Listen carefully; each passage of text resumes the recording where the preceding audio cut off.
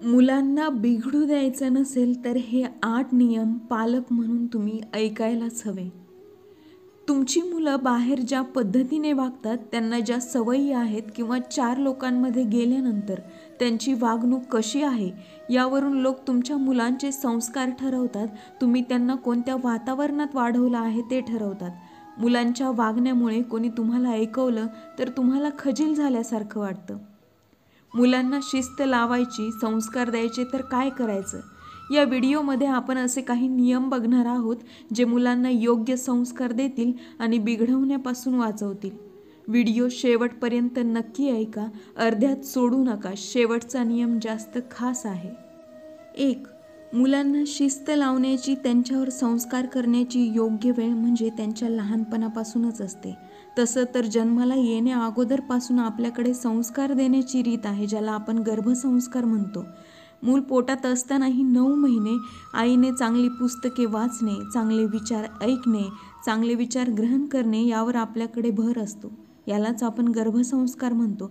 पण बरेच पालक लोक चूक करतात, असं म्हणून की अजून तर तो लहान आहे, त्याचे लाड करण्याचे दिवस आहेत असं म्हणून आपण लहान वयात त्यांचे प्रमाणापेक्षा जास्त लाड करतो आणि मोठं झाल्यानंतर मुलांवर संस्कार करायचे म्हटलं तर त्यांना शिस्त लावायची तर ते हातातून निघून गेलेले असतात.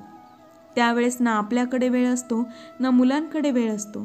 जसं ओली काठी वाकवली तर ती वाकते, पण सुकलेली काठी ही वाकवण्याचा प्रयत्न केला तर ती वाकत नाही, ती थेट मोडते, तिचे 2 तुकडे होतात.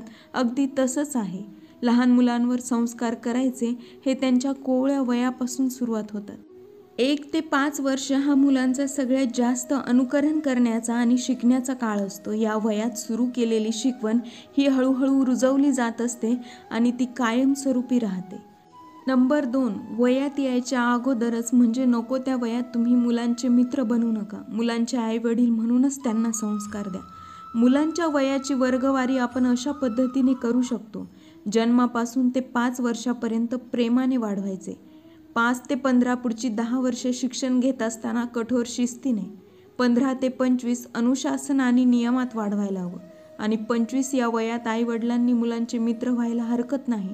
जर तुम्ही मुलांचे प्रमाणापेक्षा जास्त लाड करत राहिलात तर मुलं बिघडतात आणि वय वर्ष 25च्या नंतर जेव्हा मुलांकडून काही चुकीच्या गोष्टी घडतात तेव्हा मुलं तुम्हाला त्या गोष्टीसाठी जबाबदार धरतात की योग्य वयात आम्हाला तुम्ही थांबवलं का नाही म्हणून. मुलं वाया जाण्याचा दोष, त्यांची वाया जाण्याची जबाबदारी ही पूर्णपणे तुमच्यावर ढकलतात. म्हणून लाड करायच्या वयात लाड करा आणि जिथे मैत्रीपूर्ण राहायला हवं त्या वयात मैत्रीपूर्ण राहा. 3. मुलं तुमची योग्यता पारखत असतात, तुमचं अनुकरण करत असतात आणि त्यानुसार तुमच्याशी व्यवहार करत असतात. जर तुम्ही मुलांचे फक्त आईवडील आहात म्हणून मुलांनी तुम्हाला मान द्यायला हवा असेल असं तुम्ही समजत असाल तर ते चुकीचे आहे. मुलांच्या काळानुसार, त्यांच्या जनरेशननुसार तुम्हाला स्वतःला काही गोष्टी शिकून घ्याव्या लागतात. मुलांनी विचारलेले प्रश्न, त्यांच्या शंकांचे निरसन जर तुम्ही करू शकले नाही तर तुम्हाला काही येत नाही असं मुलं समजतात आणि तुमचा आदर कमी व्हायला लागतो. बरेच पालक मुलं ऐकत नाहीत अशी तक्रार करतात. पण जर मुलं ऐकतच नाही म्हणून तुम्ही त्यांना शिस्त लावणं सोडून देत असाल, त्यांच्यासमोर नमतं घेत असाल तर तुम्ही चूक करत आहात. नंबर 4. मुलांकडून आपल्या पद्धतीने काम काढून घेण्याच्या 4 पद्धती आहेत. सगळ्यात अगोदर हे मुलांना सांगा की तुम्हाला काय हवं आहे. नंबर 2. ते कशा पद्धतीनं हवं आहे. तिसरी गोष्ट, नाही केलं तर काय होईल, त्याचे परिणाम काय असतील. आणि चौथी गोष्ट म्हणजे तुम्ही स्वतः ती गोष्ट मुलांना करून दाखवा जी तुम्हाला त्यांच्याकडून अपेक्षित आहे. या 4 पद्धतीने तुम्ही मुलांना गोष्टी शिकवत असाल तर मुलं तुमच्या शब्दाबाहेर असणार नाहीत. मुलांना आरडाओरडा, आदळआपट करून जर सांगायला गेलात तर मुलं रडतील, घाबरतील आणि तुमचं ऐकणार नाहीत. या उलट वरील 4 पद्धतीने जर तुम्ही मुलांना सांगितलं तर मुलं तुमचं म्हणणं ऐकतील. मुलांना शिक्षा करायची तर त्यांना मारू नका, ओरडू नका. त्याऐवजी त्यांचे TV बघणं बंद करा, मोबाईल बंद करा.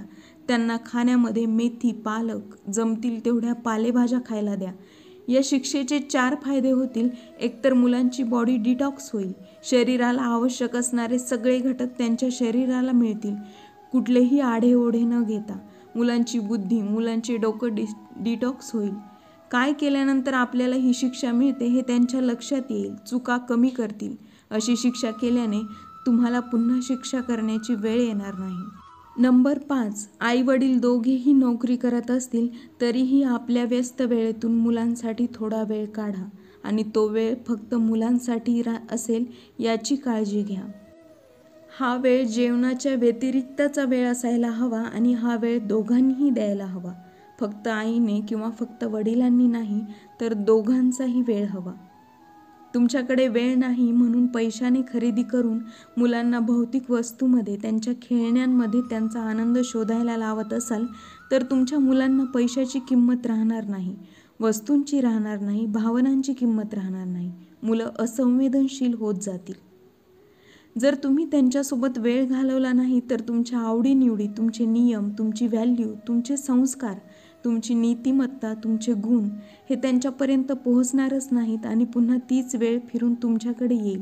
जेव्हा मुलं पैसा कमवायला लागतील तेव्हा ते तुम्हाला वृद्धाश्रमाचा रस्ता दाखवतील, तेव्हा त्यांच्याकडे तुम्हाला देण्यासाठी वेळ नसेल. मुलांना आपल्याकडून 5 गोष्टी हव्या असतात. आपण त्यांची काळजी करणं, त्यांचं आपल्यावर अवलंबून असणं, निस्वार्थ प्रेम, आपल्याकडून मिळणारं गायडन्स आणि 5वी महत्त्वाची गोष्ट म्हणजे स्वातंत्र्य.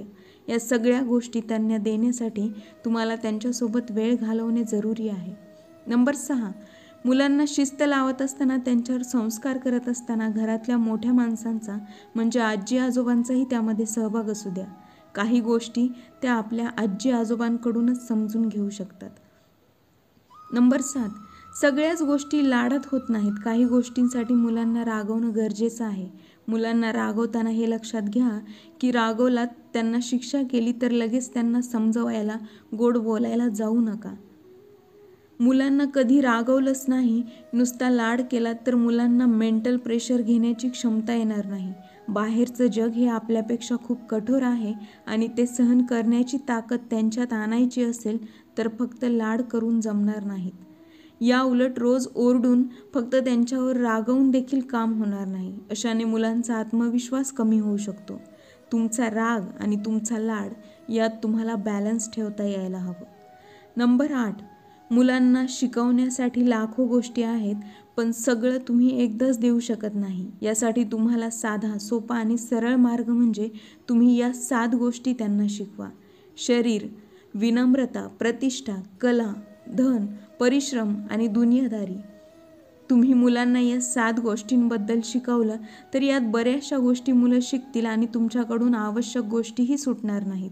आणि मुलांना हे सगळं शिकवण्यासाठी अगोदर तुम्हाला या गोष्टी आत्मसात कराव्या लागतील, कारण मुलं ते करत नाहीत जे तुम्ही त्यांना सांगता, मुलं ते करतात जे तुम्ही करत असतात. म्हणून मुलांना जे काही शिकवायचं आहे ते स्वतःमध्ये आणा. मुलं तुमच्याकडे बघून ते आपोआप शिकतील. या 7 गोष्टींना विस्ताराने जाणून घ्यायचं म्हटलं तर व्हिडिओ खूप मोठा होईल, म्हणून या व्हिडिओमध्ये इतकंच. तुम्हाला जर व्हिडिओ आवडला असेल आणि शेवटच्या मुद्द्यातील 7 विषयांबद्दल विस्ताराने ऐकायचं असेल तर कमेंट बॉक्समध्ये तसं कळवा. मी त्यावर अजून एक व्हिडिओ बनवेल आणि या व्हिडिओला लाईक, शेअर आणि चॅनलला सबस्क्राईब करायला विसरू नका.